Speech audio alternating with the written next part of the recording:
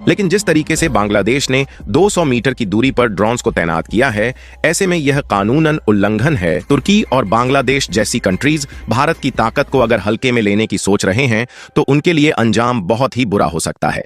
और आपको बता दें कि यह कोई नई बात नहीं है जब भारत के द्वारा तुर्की के घातक ड्रोन को मार गिराने की बात भारत के द्वारा कही जा रही हो। मोहम्मद यूनुस साहब जो हैं वो अगर चीज़ें नॉर्मलाइज नहीं होती, इकोनॉमी उस तरह बेहतर नहीं होती, पॉलिटिकल अनसर्टेनिटी रहती है, ये प्रोटेस्ट चलते हैं, माइनॉरिटी के लेंस से दुनिया उनको देखना शुरू कर देती है, तो ये उनकी हार होगी। बांग्लादेश इस वक्त जो है बुखलाहट का शिकार हो गया है और बड़ी से बड़ी जो है गलती कर रहा है। अब खबरें हैं, इससे ये साबित हो रहा है कि बांग्लादेश का जो है बेड़ा गर्क होने में कुछ महीने नहीं कुछ ही दिन बाकी हैं। क्योंकि अगर देखा जाए, इकोनॉमिकली देखा जाए, डेमोक्रेसी के एतबार से देखा जाए तो इंडिया एक बहुत बड़ा मुल्क है।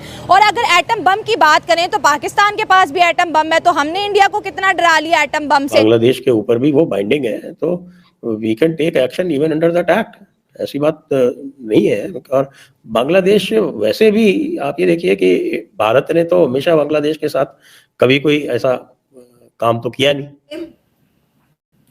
बांग्लादेश इस वक्त जिस पोजीशन पर, जिस सिचुएशन पर है, उससे पीछे नहीं जाने का। यानी अगर आप ये समझ रहे हैं कि ये जो कुछ हुआ है तो वो मामला सब तय हो जाएंगे, सब हल हो जाएगा, तो कोई मसले मसाइल नहीं है, ऐसा नहीं है। बांग्लादेश अब इस सिचुएशन से पीछे नहीं हट सकता। और इंडिया उस सारी की सारी चीज को चेंज कर देता है तो मोहम्मद यूनुस साहब जो है ना फिर वो गए, ये ज़हन में रखिएगा। And Hasina Wajid has a big footprints in Bangladesh, big footprints, very big foot. ये भी कहूंगी कि बांग्लादेश अगर भारत की डेमोक्रेसी को इग्नोर कर रहा है, भारत की डिप्लोमेसी को इग्नोर कर रहा है, तो भारत की रॉ एजेंसी भी तो मौजूद है जो कि कहते हैं ना कि घर में घुस के मारती है। नमस्कार दोस्तों, हिंदुस्तान तक की एक और वीडियो में आपका फिर से स्वागत है।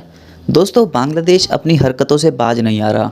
वो बॉर्डर पर कुछ ऐसी एक्टिविटीज़ कर रहा है जिससे भारत को मजबूरन बांग्लादेश को धोना पड़ेगा। दोस्तों, लॉ के हिसाब से जो बॉर्डर पर जिस भी कंट्रीज़ के बीच में डिस्प्यूट नहीं है, वो अपने बॉर्डर पर 10 किलोमीटर तक के एरियल एरिया में कोई भी तैनाती नहीं कर सकते वेपन्स की। पर दोस्तों, बांग्लादेश ने अपने भारत और बांग्लादेश के बॉर्डर पर 200 मीटर दूर पे ही जो तुर्की से ड्रोन मंगवाए थे वो डिप्लॉय कर दिया है। इससे दोस्तों बांग्लादेश को अब सख्त एक्शन, भारत को सख्त एक्शन लेना पड़ेगा बांग्लादेश के खिलाफ। भारत की तरफ से भाई धमकी दी गई है बांग्लादेश को कि जिस तरीके से भारत ने पाकिस्तान के ड्रोन की घुसपैठ को नाकाम बना दिया था 2019 में सुखोई फाइटर जेट की मदद से, उसी तरीके से बांग्लादेश के ड्रोन्स को ढेर करने की सलाहियत रखता है भारत। भारत के लिए ये चुटकियों का काम है कि बांग्लादेश को यार यूं निपटा दे। अगर बांग्लादेश खुद ही ये चीज़ समझ जाएगा तो बांग्लादेश खुद के ही फायदे में रहेगा। इस सिचुएशन में इंडिया की कुछ विन विन सिचुएशन नजर आएगी, क्योंकि भारत कभी भी देखें, एक तो ये बात कि भारत का जो इकोनॉमी है उसके ऊपर कंट्रोल है। बांग्लादेश की इकोनॉमी बहुत डाउन हुई है जब से भारत ने ऐसे स्टेप्स उठाने शुरू किए हैं। और इस सिचुएशन में तो ऑब्वियसली कि फिर जो आगे चलकर होगा मामला, आप क्या समझते हैं कि इंडिया पीछे हटेगा बांग्लादेश की उससे? नो, इंडिया का जो स्टैंड है वो तो वही रहेगा, क्योंकि बॉर्डर तो इंडिया के साथ ही जुड़ते हैं ना तो वो तो कभी भी पीछे नहीं। अच्छा, अब देखिए, जब मैं कह रही हूँ कि क्या इंडिया जो है, इंडिया को तो किसी चीज की फिक्र नहीं है। मुस्तकबिल यानी कि फ्यूचर कुछ ऐसे ही नजर आ रहा है, जो मैंने आपको बताया कि लगता नहीं है कि बांग्लादेश अब जल्द या एटलीस्ट 1-2 ईयर्स तक स्टेबल हो पाएगा। उसके बाद क्या होता है और इस दौरान क्या होता है, ये हमें नजर आएगा, क्योंकि अब अमेरिका में नई हुकूमत आ रही है और प्रेसिडेंट इलेक्ट डोनाल्ड ट्रंप 20 जनवरी को अपना ओथ उठा रहे हैं। वो इसके ऊपर क्या फैसला करते हैं या उसको कैसे देखते हैं, ऑब्वियसली ये आप देखते हैं। लेकिन आप ये बात याद रखें कि भारत की तरफ से कहा जा रहा है कि जो प्रेसिडेंट ट्रंप हैं वो उनको बहुत सपोर्ट में है, या वो अभी तक उन्होंने जो कुछ भी कहा या किया, वट जो भी है, वो उनको समझते हैं कि उनके बहुत स्ट्रॉन्ग उनके सपोर्ट में होंगे। तो लेट्स सी कि क्या होता है। लेकिन फिर भी मुझे ऐसा लग रहा है कि वो स्टेबिलिटी अब एक अरसे तक, एक काफी देर तक बांग्लादेश के अंदर नहीं आ पाएगी जो कि पहले थी। बांग्लादेश इस वक्त जो है बुखलाहट का शिकार हो गया है और बड़ी से बड़ी जो है गलती कर रहा है। अब खबरें हैं, इससे ये साबित हो रहा है कि बांग्लादेश का जो है बेड़ा गर्क होने में कुछ महीने नहीं कुछ ही दिन बाकी हैं। क्योंकि अगर देखा जाए, इकोनॉमिकली देखा जाए, डेमोक्रेसी के एतबार से देखा जाए तो इंडिया एक बहुत बड़ा मुल्क है। और अगर एटम बम की बात करें तो पाकिस्तान के पास भी एटम बम है, तो हमने इंडिया को कितना डरा लिया एटम बम से। तो ये अवाम तक ये खबर भी पहुँचाएगी, उनका रिएक्शन भी लेंगे। दूसरी जाने मैं ये भी कहूँगी कि बांग्लादेश अगर भारत की डेमोक्रेसी को इग्नोर कर रहा है, भारत की डिप्लोमेसी को इग्नोर कर रहा है, तो भारत की रॉ एजेंसी भी तो मौजूद है जो कि कहते हैं ना कि घर में घुस के मारती है। और हमने देखा है जिस कंट्री के अंदर भारत के अगेंस्ट गवर्नमेंट बनती है, 6-7 महीनों में इस गवर्नमेंट का सफाया हो जाता है। कौन करता है और कहां से गैबी मखलूक। बांग्लादेश को क्या साम सूंघ गया, ये इनके सितारे उल्टे हरकत करें। आपने बोला कि दुनिया का हर मुल्क इस वक्त जो है इंडिया की मार्केट में एंटर होना चाह रहा है। बांग्लादेश इंडिया को एटम बम बना के धमकी दे रहा है। नहीं, उनका एक प्रोफेसर इस तरह कर रहे हैं। हाँ, तो और बांग्लादेश की मीडिया के अंदर भी ये चीजें बड़ी सीरियसली ली जा रही है। प्रोफेसर साहब ने ऐसे तो नहीं ना बोल चले, दिया। उनके पास पैसा आ रहा है, अभी उनका दिमाग खराब हो रहा है। बांग्लादेश अभी उड़ेगा हवा में। हाँ, जिस तरह 1960 में शायद हमारे पास था। अच्छा, तो भारत इंतजार कर रहा है कि बांग्लादेश पहले उड़े फिर जब नीचे गिरेगा। मालदीव्स भी तो गिरा था, मालदीव्स भी तो ऐसे उड़ा था। अच्छा, नहीं, मालदीव्स का मुझे नहीं पता। अच्छा चले, आपने कहा, अच्छा हमने ये देखा है कि जो जितनी भी इंडिया के इर्द गिर्द नेबरिंग कंट्री है, जब उनके अंदर नई गवर्नमेंट्स आती हैं, कुछ ऐसी होती हैं जो इंडिया को बहुत ज़्यादा हेट करती है, उनके खिलाफ ऐसी पॉलिसीज़ बनाती है, बयानबाजी भी करती है। लेकिन 6 से 7 महीनों के बाद वही लोग होते हैं जो कि इंडिया के कदमों में बैठे होते हैं। अब इंडियन मीडिया कह रहा है कि भाई आप हमारी डेमोक्रेसी को बांग्लादेश इग्नोर कर सकता है, हमारी डिप्लोमेसी को बांग्लादेश इग्नोर कर सकता है, लेकिन जो हमारी रॉ एजेंसी है उसको बांग्लादेश कैसे इग्नोर करेगा। भारत को तो रोल प्ले करना ही चाहिए, और भारत अभी डिप्लोमेटिक लेवल पे कर रहा है। और जो एक वो लियाकत नेहरू पैक्ट हुआ करता था 1950 का, that pact is still good in the sense कि वो पैक्ट जो है वो आज भी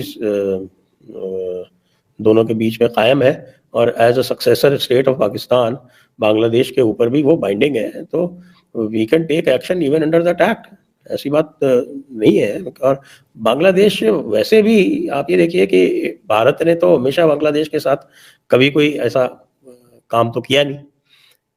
बांग्लादेश की सारी जितनी भी डीलिंग्स है वो भारत के साथ है। उसका 4200 मेरे ख्याल से 4346 किलोमीटर का करीब बॉर्डर है, जिसमें 270 किलोमीटर म्यांमार के साथ में और 4076 किलोमीटर इंडिया के साथ में। इसके अलावा तीसरा कोई कंट्री नहीं है जिसके साथ उसका बॉर्डर हो। तो ये एक यूनिक इशू है। Bangladesh is in that unique position जहाँ पे वो चारों तरफ से भारत से ही सराउंडेड है। सारे उसके जो ट्रेड है, सारी जो उसकी इंडस्ट्री, जो उसकी जो प्रिंसिपल इंडस्ट्री है, एक तो उसकी जो इकोनॉमी थी वो गड़बड़ इसलिए भी हो गई क्योंकि वो सिंगल पोनी इकोनॉमी, एक ही उसके पास प्रोडक्ट था, garments. It is not a diversified economy. और वो भी इसलिए चलता था कि वहाँ पे उन्होंने लेबर लॉज भी एग्जेम्प्ट कर दिए, जो वहाँ पे एक्सप्लॉइटेशन होता था वो भी एग्जेम्प्ट कर दिया, और पूरी तरह से एक तरह का जो एलीट कैप्चर था उस इंडस्ट्री पे। और आज की हालत में जब उनके पास बिजली नहीं है, उनके जो मेजर इंडस्ट्रियल हब्स हैं वो बंद हो गए हैं। ढाका के पास जो उनका मेजर इंडस्ट्रियल हब है जहाँ पे गारमेंट बनती है, वहाँ का वो बंद हो गया है। अबाउट 60% कैपेसिटी इज डाउन, काम ही नहीं हो रहा। यार्न कहाँ से आता है? इंडिया से आता है यार्न। अब यार्न इंडिया से आ नहीं रहा है क्योंकि उन्होंने जो पेमेंट्स करने थे वो नहीं किए हैं, यहाँ से सप्लाई हो गई है। कह रहे हैं हम इजिप्ट से करेंगे। वो इजिप्ट ये भी करने गया है कि हम इजिप्ट से यार्न लाएंगे। लाओ भाई, तुम इजिप्ट से यार्न बना के लाके और उसके बाद अगर कंपेटिटिव हो सकते हो तो हो जाओ। लेकिन इंडिया की भी जो बड़ी बड़ी चेन्स हैं टेक्सटाइल की, जैसे रेमंड्स है, बिरला को। दोस्तों, बांग्लादेश खुद के लिए ही मुश्किलें बढ़ा रहा है। जिस तरीके से बांग्लादेश ने तुर्की से ड्रोन मंगाए और उसको बॉर्डर पर डिप्लॉय किया, वो सोच रहा है कि भारत को डरा देगा। पर दोस्तों, बांग्लादेश बहुत ही ज़्यादा गलत सोच रहा है। ऐसा कुछ भी नहीं होने वाला, क्योंकि जिस तरीके की कंट्री भारत है आज के टाइम में, जितनी पावरफुल है, उसके सामने बांग्लादेश एक चींटी के बराबर भी नहीं है। बांग्लादेश ने तुर्की से 6-8 ड्रोन क्या मंगवा लिए और डिप्लॉय कर दिए। वो खुद को इतना ज़्यादा चैम्प समझ रहा है, पर वो जानता नहीं है कि भारत के पास किस तरीके की टेक्नोलॉजी है। वो बांग्लादेश की ड्रोन को घर में घुसकर मार सकती है। ऐसी टेक्नोलॉजी है भारत के पास, ऐसी मिसाइल्स है। इसके लिए तो हमारा S-400 ही काफ़ी है, जो हमने रूस से मंगवाया था। बांग्लादेश ने जब से ड्रोन डिप्लॉय करे हैं इंडिया और बांग्लादेश के बॉर्डर पर, तब से चीज़ें और भी ज़्यादा पेचीदा हो चुकी है। अब बांग्लादेश को ये तब समझ आएगा जब बांग्लादेश का हाल पाकिस्तान जैसा होएगा। पाकिस्तान जैसा होने वाला है बांग्लादेश का हाल, और बहुत ही जल्द होगा, क्योंकि जिस तरीके की हरकतें बांग्लादेश कर रहा है, माइनॉरिटीज़ पे जो दबाव बना रहा है, बॉर्डर पर जो गतिविधियां कर रहा है, जो घुसपैठिए भारत के अंदर घुसने की कोशिश कर रहे हैं, इस सब से पता लग रहा है कि बांग्लादेश जो है वो पाकिस्तान के रास्ते पे चल चुका है।